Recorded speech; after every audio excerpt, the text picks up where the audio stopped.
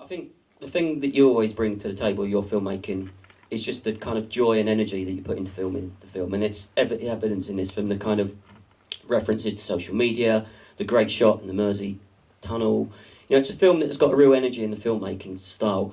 Is that something that you really wanted to bring to this project? Because, you know, I thought this was quite an incongruous project for you when I first read about it, but it doesn't feel like that once you've seen the film. It's got the brio, it's got the viv, it's got the energy.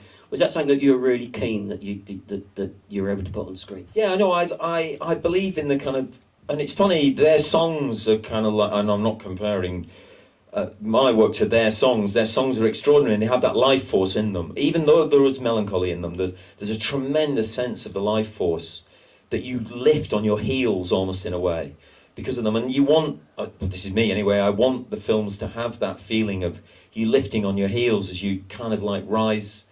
Yeah, that's a kind of just something that I've always wanted and believed in and like the films to convey. It's because it's an incredible privilege to be in a position where you can do this kind of work, really. Hi, Danny. Really love the film. It's a brilliant film. I'm just wondering about the duel between Himesh and Ed. Was the Long and Winding Road always that song that he would play there, or was that chosen sort of as during the filming? It's one of the advantages of using their songs is that a lot of them have really good beginnings. You know, songs don't always have great beginnings, but theirs tend to have cracking beginnings. And that one, of course, has the long and winding road. So the joke is like bang, immediate. You know, you get it. You don't have to have an intro and then hear anything. So it was always that. Some of the songs change, but obviously some of them were written to the script and they self-evidently come out of the plot. Mr. Boyle, sir, you, I, and a number of people here tonight are old enough to remember the world before the Beatles. And I have to say, I got quite emotional tonight, and I just want to thank you for making an unbelievable film. Thank you for reminding me of a number of wonderful things that have happened in my life. Oh, cool. Thank you. Oh, that's very sweet. Oh, lovely. In fact, my first memory of them is I was 7, and I have a twin sister, Maria, and we used to play upstairs and pretending to be the Beatles, and she was completely in love with Paul McCartney. It was like a super crush, and therefore, and for no other reason, I was John Lennon. And you don't realise until later in life how significant that difference became, you know, about who you choose to be. But hi, really enjoyed the film. It was amazing. But I wanted to know, it's obviously such a spectacular story. How do you go about developing the way that the character responds to being thrown into such a crazy world? Because it's so, like, the opposite. It's unbelievable. Yes.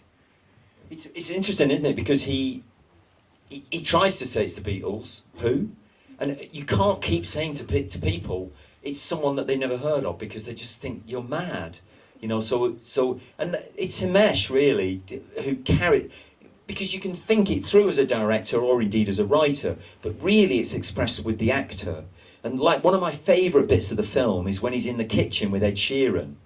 And Ed Sheeran, and at the end of the scene, after the dad's gone, Ed Sheeran says, "You got any drink?" He says, "I've got some cider." He says, "I'll have a cider with the man who wrote Yesterday."